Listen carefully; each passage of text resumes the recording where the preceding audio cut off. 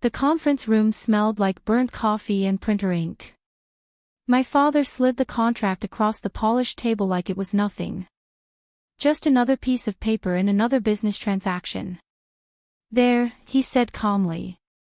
It's done. The deal is finalized. I looked down at the document. My name was there. My signature.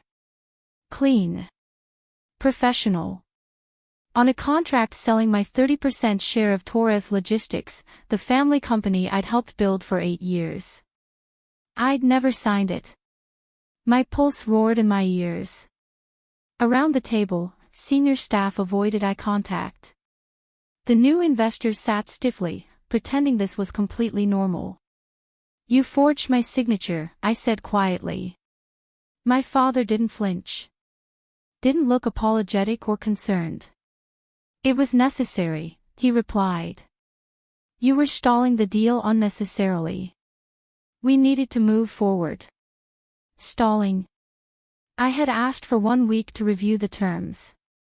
To understand what I was supposedly agreeing to. He clasped his hands on the table. You've always been too emotional for ownership decisions, Lucia. This is better for everyone. In front of the employees I'd trained personally. In front of investors who now thought I was incompetent or difficult. That was the moment I understood something fundamental about my father. He would erase me to get what he wanted. My name is Lucia Torres. I'm 31 years old. And this is how I dismantled the empire he thought I couldn't run. For 8 years, I'd been the backbone of Torres Logistics. I was the one in the warehouse at 6 in the morning when shipments arrived early. The one calming angry vendors when deliveries went wrong. The one fixing disasters at midnight when systems crashed. My cousin Xavier got the official title of operations director because he had executive presence. I had results. My father always introduced Xavier as the future of this company at industry events. Me. This is Lucia. She helps with client relations. Helps. As if I was an assistant rather than the person who'd built those relationships from scratch over years of work. I'd negotiated contracts. Resolved conflicts. Attended every client dinner. Learned their businesses inside and out. Especially one client. Archer Manufacturing. They were our largest account by far.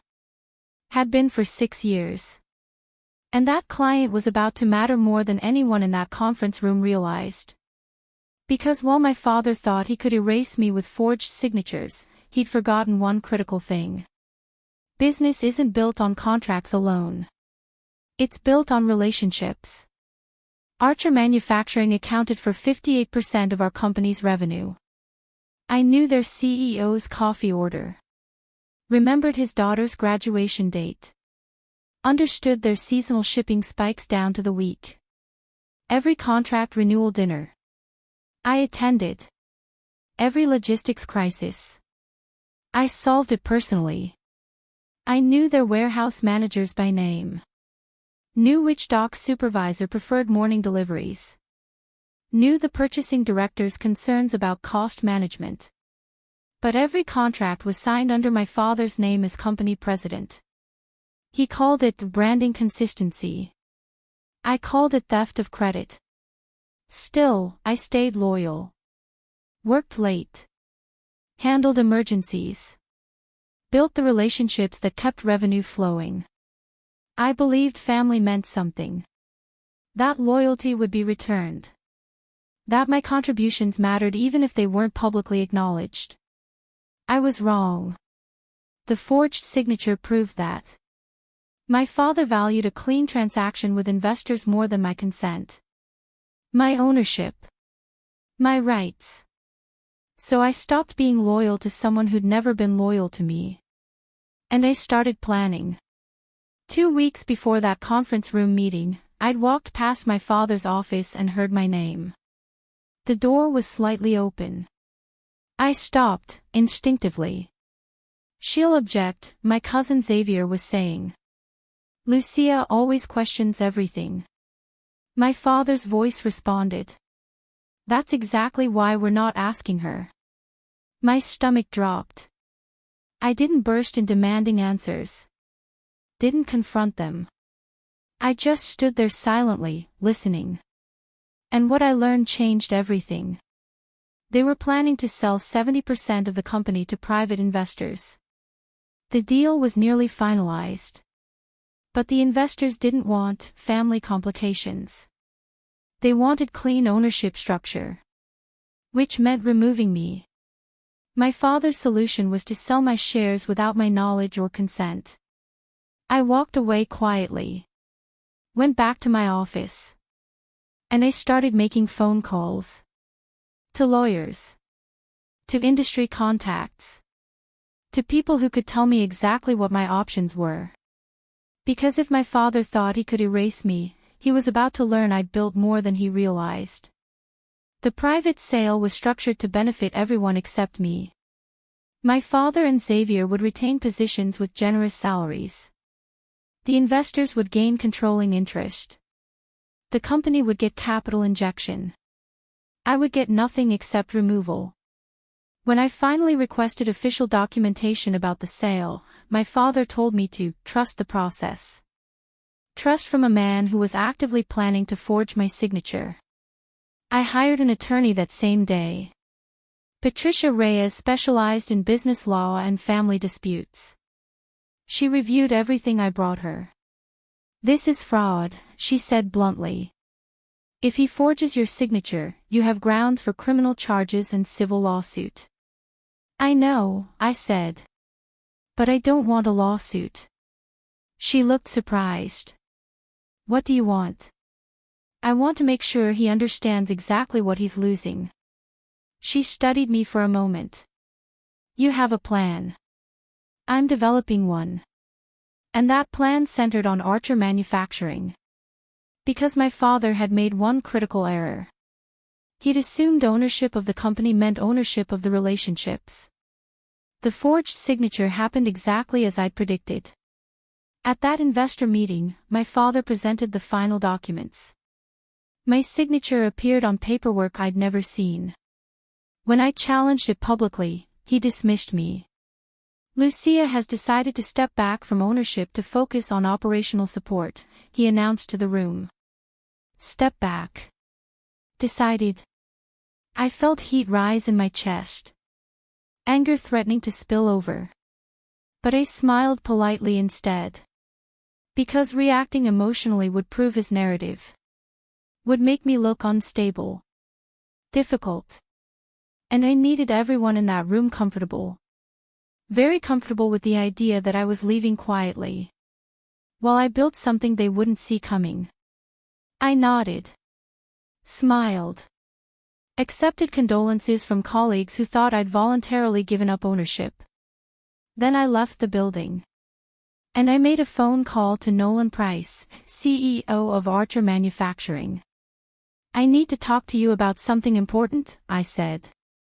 Are you available for coffee this week? For you. Always, he replied. Is everything okay? Not exactly. But it will be. That night, I reviewed every client contract I'd personally negotiated over 8 years. Archer's agreement had language I'd insisted on during our last renewal. Section 12, Relationship-Based Service Provisions. The contract specified that primary liaison authority rested with the account manager who'd established the relationship. Me. Not the company president. Not the operations director. The person who actually managed the account. I'd negotiated that clause specifically because I was tired of my father taking credit for my work. Now it was about to become my leverage. The investors had purchased equity in Torres Logistics. But they hadn't purchased relationships. They hadn't purchased trust. They hadn't purchased 8 years of solving problems and building partnership. Those things belonged to me. And I was about to take them with me when I left. I met Nolan at a quiet coffee shop downtown. He arrived exactly on time, like always. Ordered his usual black coffee and blueberry muffin. What's going on? He asked, settling into the chair across from me. I didn't waste time. Didn't sugarcoat. I'm leaving Torres Logistics, I said calmly. The ownership structure changed. I wasn't consulted. I'm starting my own company. His eyebrows lifted. Your own logistics firm? Yes. He set down his coffee. Lucia, you are Torres Logistics. At least from our perspective. You've handled our account flawlessly for 6 years. I appreciate that, I said. Which is why I wanted to tell you personally before making any formal announcement. He studied me carefully. What happens to our contract? That's your decision, I replied. The contract technically remains with Torres. But the relationship manager clause gives you flexibility if you're unsatisfied with service changes. And you think service will change? I think, I said carefully, that the people who'll be managing your account haven't spent 6 years learning your business. They'll need time to get up to speed. That was the first crack in the foundation. I didn't trash my father during that conversation. Didn't complain about being treated unfairly. Didn't ask Nolan to leave Torres Logistics out of loyalty to me. I just presented facts. A leaner company structure with lower overhead. Transparent leadership and direct communication. Pricing that reflected actual costs without corporate bloat. And one simple promise. No surprises. No delegated management. No bureaucracy. Just the same service you've always received, but with complete transparency about who's actually doing the work. Nolan nodded slowly. If we followed you to a new company, could you handle our full volume alone? I'd anticipated this question. Had run the numbers a dozen times. Not immediately, I admitted honestly. I'd need 3 months to build infrastructure. But I already have warehouse partners lined up. Staff ready to hire. Systems in place. You've been planning this. I've been preparing for the possibility that Torres Logistics wasn't my future. He respected honesty more than promises. Send me a proposal, he said. Formal. With timeline and pricing. I'll review it with our board. That was all I needed. I resigned from Torres Logistics the following week. Submitted a formal letter. Cleared out my desk. My father barely looked up when I placed the resignation on his desk. You'll regret walking away from this company, he said without emotion. You don't understand how difficult it is to build something from nothing. I held his gaze steadily. No, Dad. You will regret it. Because you're about to discover the difference between owning a company and actually running one. For the first time, I saw uncertainty flash across his face. But he recovered quickly. We'll be fine. Xavier is more than capable. I hope so, I said. I didn't slam the door. Didn't make a scene. Just walked out carrying a box of personal items and a plan that would dismantle everything he'd built on my labor. I rented a small office above a bakery on the edge of the industrial district. 2 rooms. Terrible carpet. A bathroom the size of a closet. But it was mine. I hired 2 former colleagues who'd been frustrated with Torres Logistics management. People who trusted me and knew how I worked. We furnished the office with folding tables and second-hand chairs. Ran operations on spreadsheets and determination. Archer Manufacturing hadn't signed yet. Everything was still uncertain. I was risking my savings. My reputation. My future. But I'd rather risk everything than be erased. I'd rather fail building something mine than succeed invisibly in something that would never acknowledge me.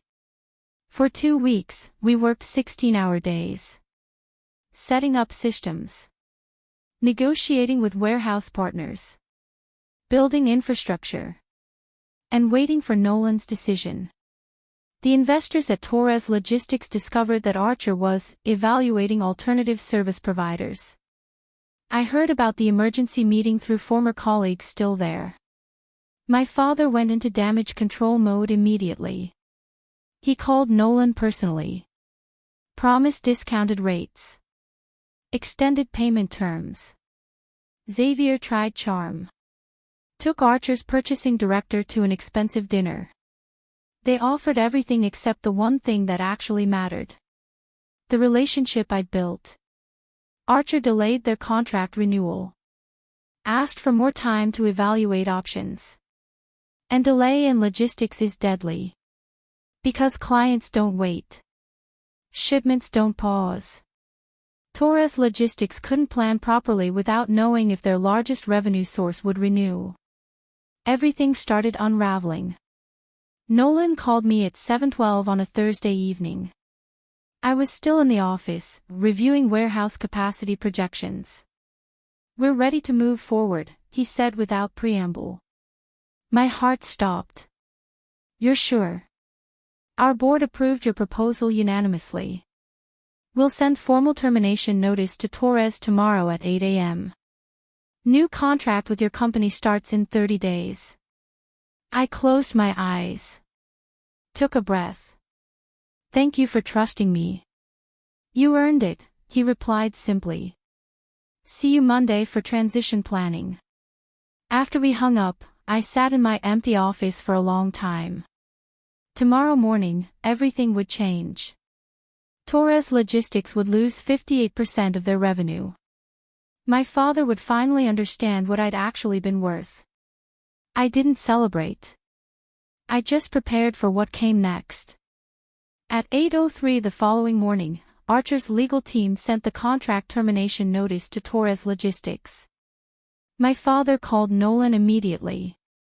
I wasn't on the call, but I heard about it from Nolan's assistant later. "Is there a service issue we can address?" my father had asked, voice tight.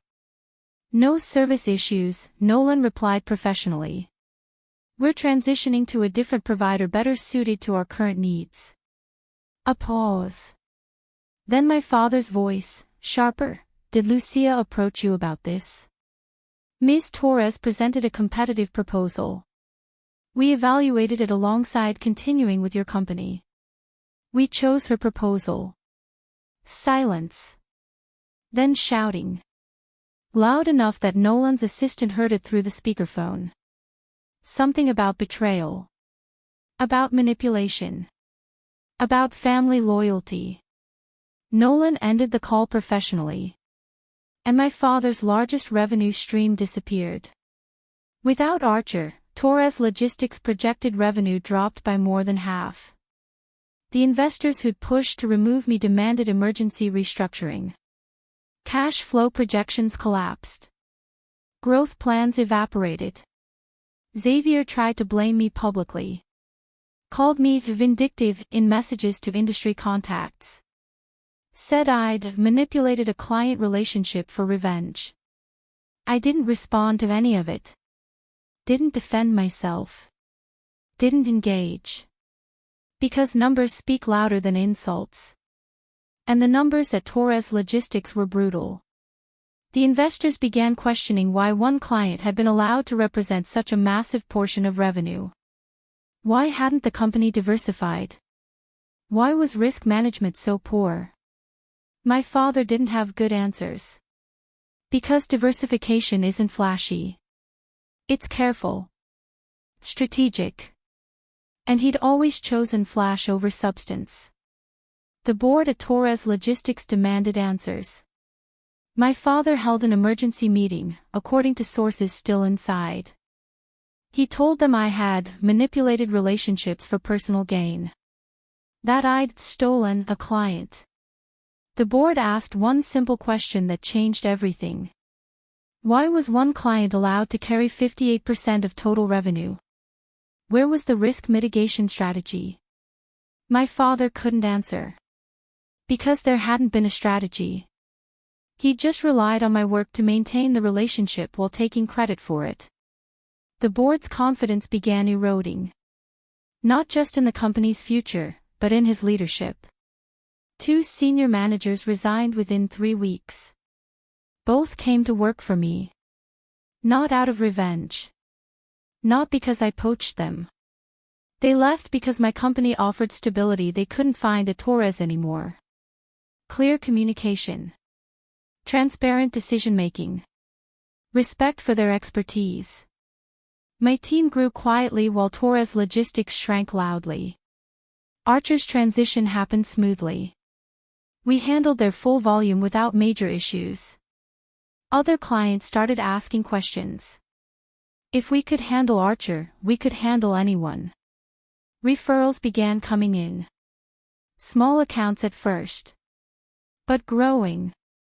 While my father hemorrhaged business, I built carefully. The investors launched a comprehensive financial audit of Torres Logistics. They found exactly what I'd always known was there. Excessive overhead. Executive bonuses during unprofitable quarters. Xavier's consulting fees for projects that never materialized. Nothing illegal. Just wasteful. Reckless. The kind of spending that works when revenue is high but becomes fatal when it drops. My father tried to explain it as standard industry practice. The investors disagreed. Their confidence in his management completely collapsed. They'd bought into a company they thought was well-run and stable. Instead, they'd purchased a business held together by one relationship, the one I'd taken with me. 3 months after Archer left, the board voted to remove my father as acting CEO. He remained founder emeritus. A ceremonial title with no operational authority. Xavier was demoted to regional manager. The investors brought in outside management to try stabilizing operations. My father signed the restructuring papers in the same conference room where he'd forged my signature. The same way he'd signed mine, probably without reading carefully enough. I heard about it through former colleagues. I didn't attend. Didn't gloat. Just kept working. Without Archer and without key management, Torres Logistics continued declining. Smaller clients started leaving. Service quality dropped as experienced staff departed. Industry whispers grew louder. Torres Logistics isn't stable anymore. They're bleeding talent. I heard their main account left. Meanwhile, my company steadily gained traction. Not explosive growth. Just solid, reliable expansion. We won contracts based on performance. Built relationships based on trust. Everything I'd learned in 8 years at Torres, I applied better. Without ego. Without politics. Just good business. 6 months after leaving Torres Logistics, we moved into a proper office. Glass walls. Professional furniture. Conference rooms that didn't smell like bakery bread. I stood in the main workspace watching my team collaborate on a complex shipment schedule. These people trusted me. Believed in what we were building. Not because of my last name. Not because of family obligation. Because I'd proven competent leadership. Archer Manufacturing expanded their contract with us. Added new service lines. Nolan sent me a message, best decision we made all year. I realized I wasn't just surviving anymore. I was leading.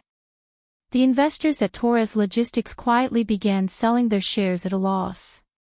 The company valuation had dropped 60%. The deal my father had sacrificed me for, the clean ownership structure that required removing me, had unraveled completely.